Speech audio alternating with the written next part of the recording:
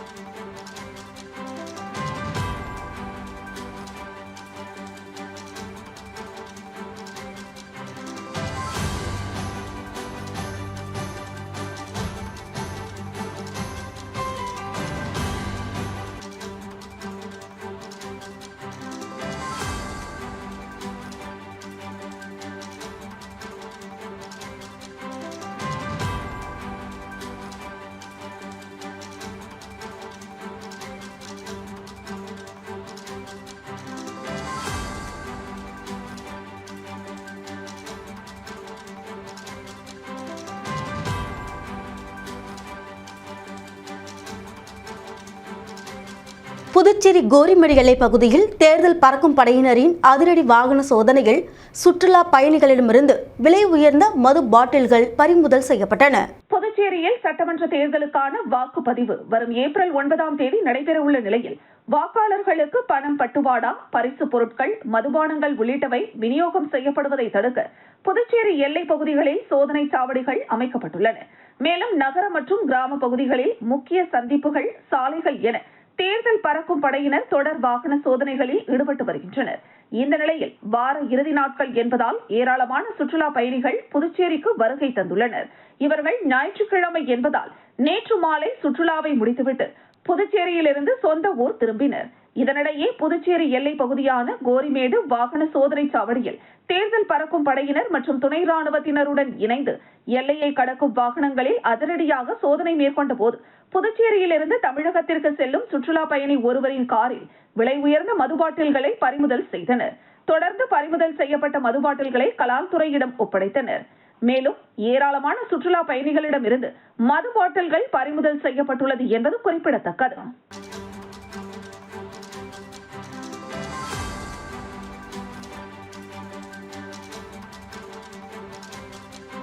காங்கிரஸ் கட்சி சார்பில் முன்னாள் முதலமைச்சர் நாராயணசாமிக்கு சீட் இல்லாததால் அவரது ஆதரவாளர்கள் மாநில தலைவர் வைத்திலிங்கத்தின் வீட்டை முற்றுகையிட்டதால் பரபரப்பு ஏற்பட்டது.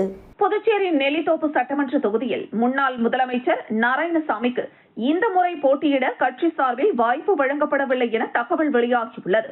இதனால் அதிருப்தி அடைந்த அவரது ஆதரவாளர்கள் காங்கிரஸ் மாநில தலைவர் வைத்திலிங்கத்தின் இல்லத்தை முற்றுகையிட்டு போராட்டத்தில் ஈடுபட்டனர். வைத்திலிங்கம் வீட்டின் முன்பாக கூடிய ஆதரவாளர்கள் தரையில் அமர்ந்து தர்ணா நடத்தி கட்சியின் முடிவுக்கு எதிர்ப்பு தெரிவித்தனர். அவர்கள் நாராயணசாமிக்கு நீதி வேண்டும் என கோஷங்களை எழுப்பியதுடன் வைத்திலிங்கம் தனது பதவியிலிருந்து விலக வேண்டும் எனவும் வலியுறுத்தினர். தகவல் அறிந்த காவல்துறை ஆய்வாளர் செந்தில்குமார் தலைமையிலான காவல்துறையினர் சம்பவ இடத்திற்கு விரைந்து வந்து அதிகமான மக்கள் கூட அனுமதி இல்லை என எச்சரிக்கை விடுத்தனர். பின்னர் போராட்டத்தில் ஈடுபட்டவர்களை அமைதியாக அப்புறப்படுத்தினர். இந்த சம்பவத்தால் காங்கிரஸ் கட்சிக்குள் மீண்டும் பரபரப்பு ஏற்பட்டுள்ளது. கட்சிக்குள் உள்ள உட்கட்சி பூசல் வெளிப்படையாக மாறியுள்ள நிலையில் அடுத்தடுத்த அரசியல் நடவடிக்கைகள் எவ்வாறு இருக்கும் என்ற எதிர்பார்ப்பு நிலவுகிறது. நாமினேஷன் வேட்புமனு தாக்கல் பண்றதுக்கு வந்து கடைசி நாள்.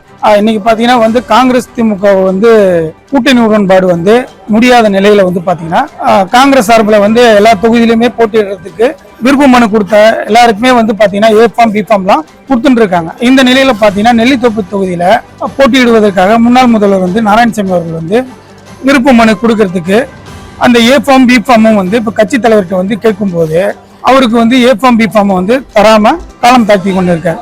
இது பாத்தீங்கன்னா திமுக முழுக்க முழுக்க திமுக என்ன நிலைப்பாடு எடுக்கணும் முடிவு பண்றாங்களோ அந்த நிலைப்பாடுல இருந்த ஒரு வேலை செய்யறாரு.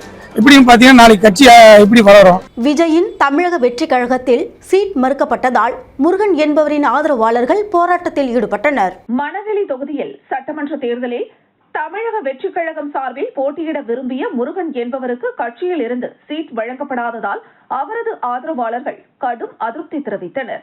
இதனைத் தொடர்ந்து ரெயின்போ நகர் பகுதியில் நடைபெற்ற கட்சியின் ஆலோசனை கூட்டம் போராட்டத்தால் பதற்றமான சூழலாக மாறியது. கட்சியின் பொதுச் செயலாளர் புசி ஆனந்த் தலைமையில் நடைபெற்ற கூட்டத்தை முருகன் ஆதரவாளர்கள் முற்றுகையிட்டு திடீர் போராட்டத்தில் ஈடுபட்டனர். உழைத்தவர்களுக்கு முன்னுரிமை தர வேண்டும் என கோரிய அவர்கள் கட்சி நிர்வாகத்தின் முடிவுக்கு எதிர்ப்பு தெரிவித்து முழக்கங்கள் எழுப்பினர். இந்த திடீர் முற்றுகை போராட்டத்தால் அப்பகுதியில் பரபரப்பு நிலவியது. தகவல் அறிந்த காவல்துறையினர் சம்பவ இடத்திற்கு வந்து நிலைமையை கட்டுப்படுத்தினர். பின்னர் கட்சி நிர்வாகிகள் மற்றும் போராட்டக்காரர்களிடையே பேச்சுவார்த்தை நடத்தப்பட்டதாக கூறப்படுகிறது. இந்த சம்பவம் கட்சிக்குள் உள்ள அதிருப்தியை வெளிப்படுத்துவதாக அரசியல் வட்டாரங்களில் பேசப்படுகிறது. கூட்டத்தில் புதுச்சேரியில் இருக்கிற முக்கிய பொறுப்பாளர்களும் அந்த மேடையில 2000 பேர் மத்தியிலேயே முருகனா மணவெளியோருடைய வெற்றி வேட்பாளர்னு பகிரமா அறிவிச்சாங்க. இன்னைக்கு ராமன்றோட கூட்டம் வந்துக்கினேன் நமது புசி ஆனந்தம் சாமிநாதனா புதியவன் சொல்லிட்டு கட்சி முக்கிய பொறுப்பாளர்கள் அவங்க என்ன பண்றாங்கன்னா ஒரு வேட்பாளர்கிட்டையும் பணம் டீல் பேசுறாங்க. அந்த டீல் பேசுதான் நமது தலைவர் விஜய் அவர்கள் பணத்தை கொடுத்து தான் வேட்பாளர் கூப்பிடணும்னு அவசியம் இருக்கா? பணம் கொடுத்து ஒரு நம்மகிட்ட 5 கோடி ரூபாய் பணம் கேட்கறாங்க. அந்த பணத்தை கொடுத்துதான் வேட்பாளர் நிற்கணுமா? ஒரு எம்எல்ஏ நிற்கிறவரு பணம் இல்லாத ஒரு வேட்பாளர் நிற்கிறாரு. மங்களம் தொகுதி திமுகவிற்கு ஒதுக்கப்பட்டதற்கு எதிர்ப்பு தெரிவித்து காங்கிரஸ் மாநில பொதுச் செயலாளர் ரகுபதி காங்கிரஸ் மாநில தலைவர் வைத்திலிங்கத்தின் கார் முன்பு படுத்து தர்ணா போராட்டத்தில் ஈடுபட்டார். புதுச்சேரி அரசியல் வட்டாரத்தில் கூட்டணி பங்கீடு விவகாரம் தீவிரமடைந்துள்ள நிலையில் மங்களம் தொகுதி ஒதுக்கீட்டை எதிர்த்து காங்கிரஸ் கட்சியில் கடும் அதிருப்தி வெடித்துள்ளது. மங்களம் தொகுதி திமுகவிற்கு ஒதுக்கப்பட்டதாக கூறப்படுவதற்கு எதிர்ப்பு தெரிவித்து காங்கிரஸ் கட்சியின் மாநில பொதுச் செயலாளர் ரகுபதி போராட்டத்தில் ஈடுபட்டார். மாநில தலைவரும் பாராளுமன்ற உறுப்பினருமான வைத்தியலிங்கம் வந்த கார் முன்பு திடீரென படுத்து தர்ணா செய்தது அங்கு பெரும் பரபரப்பை ஏற்படுத்தியது. சுமார் 1/2 கிலோமீட்டர் தூரம் முன்னாள் முதலமைச்சர் நாராயணசாமி, காங்கிரஸ் கட்சியின் மாநில தலைவர் வைத்தியலிங்கம், காங்கிரஸ் சட்டமன்ற கட்சி தலைவர் வைத்தியநாதன் மற்றும் நிர்வாகிகள் நடந்தே சென்றனர்.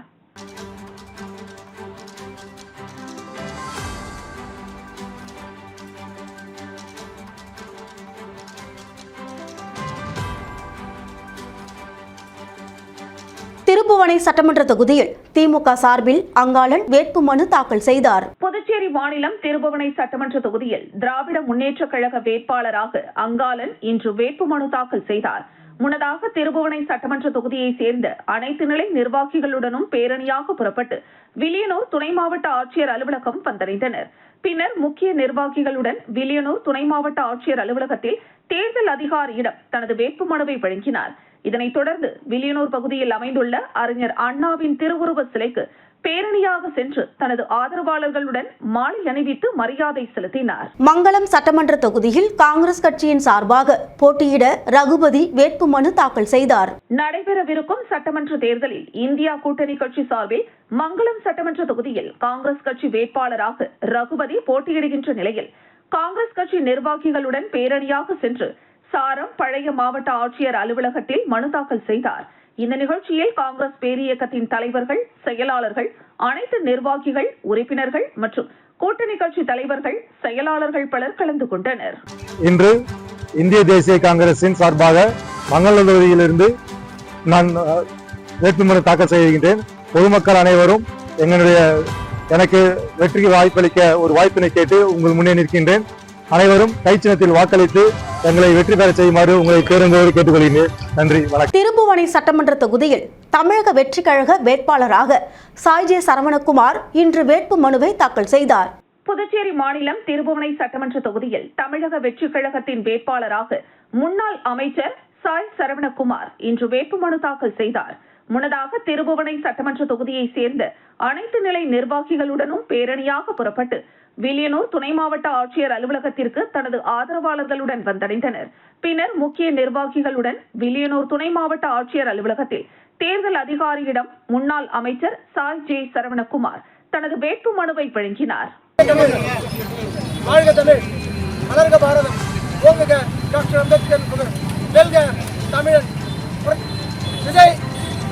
விஜய் அவர்களின் நாமம் மாளிகையில் மன்னன் பிறந்தாலும் மண் குடிசையில் அவன் மனம் இருக்க வேண்டும் என்ற சாணக்கியரின் வார்த்தையை பேரறிஞர் அண்ணா அவர்களும் புரட்சித் தலைவர் எம்ஜிஆர் அவர்களும் அடிக்கடி சொல்வது, எதிர்காலத்தில் தமிழையும் தமிழ்நாட்டையும் காக்க ஒரு தளபதி விஜய் அவர்கள் வருவார் என்று கருத்தால் சொன்னார்கள். அதே போல மக்களால் மக்களை கொண்டு மக்களுக்காக ஆளப்படும் அரசு என்றுமே தோற்காது என்ற வார்த்தைகளை அப்ரஹாம் லிங்கன் அவர்கள் கூறிய வார்த்தைகளை மெய்ப்பிக்கும் வகையில் மங்களம் சட்டமன்ற தொகுதியில் சுயேட்சை வேட்பாளராக போட்டியிட கண்ணபிரான் வேட்புமனு தாக்கல் செய்தார்.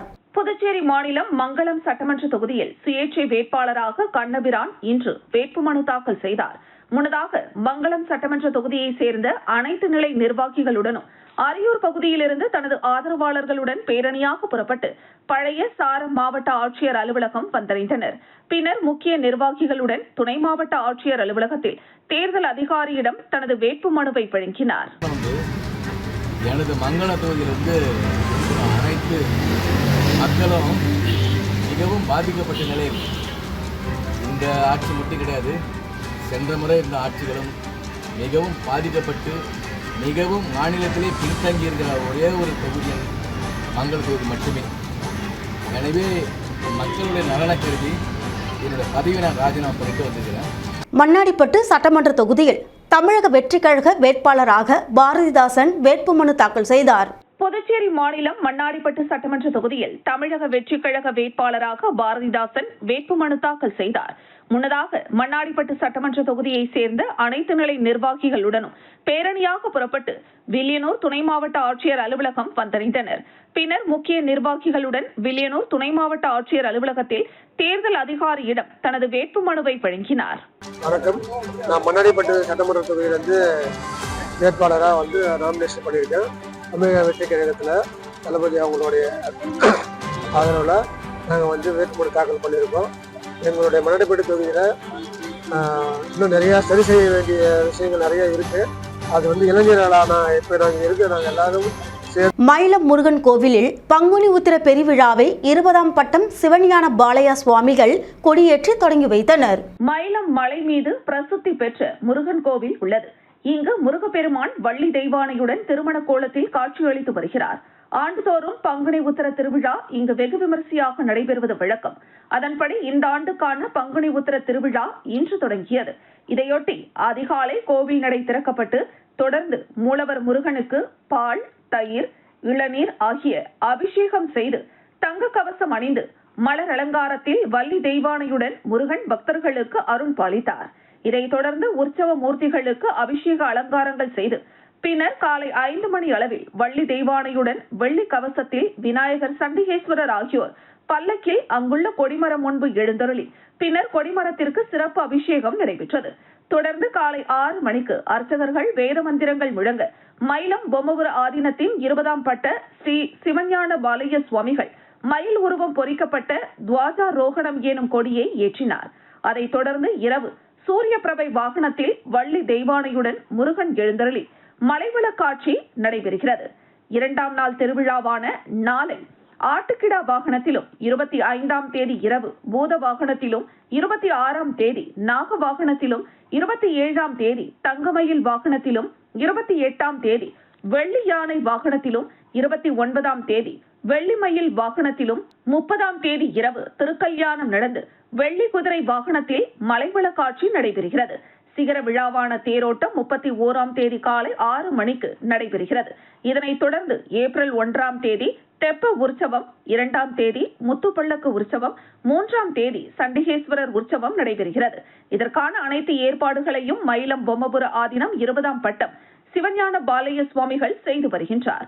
பக்தர்களின் வசதிக்காக முக்கிய திருவிழா நாட்களில் நகரங்களில் இருந்து அரசு பேருந்து இயக்கப்பட உள்ளது மற்றும் அவசர உதவிக்காக மயிலம் அரசு மருத்துவமனை சார்பில் மருத்துவ முகாம் செயல்படும்.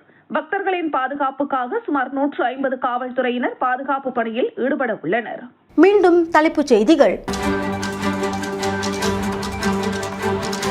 புதுச்சேரியில் 16 தொகுதிகளில் போட்டியிடுகிறது காங்கிரஸ். திமுக 12 கூட்டணி கட்சிகளுக்கு 2 இடங்கள் ஒதுக்கீடு. முன்னாள் முதலமைச்சர் நாராயணசாமிக்கு சீட் இல்லை. காங்கிரஸ் மாநில தலைவர் வைத்திலிங்கம் வீடு முற்றுகை. வைத்திலிங்கத்தின் கார் முன்பு படுத்து தர்ணா போராட்டம். தமிழக வெற்றி கழகத்தில் முருகனுக்கு சீட் மறுப்பு, ஆதரவாளர்கள் போராட்டம். இத்துடன் செய்திகள் நிறைவடைகின்றது. உங்களிடமிருந்து விடைபெறுவது ஜானகி. செய்திகளை உடனுக்குடன் தெரிந்து கொள்ள கமலா தொலைக்காட்சியின் சமூக வலைதளத்தை பின்பற்றவும். நன்றி, வணக்கம்.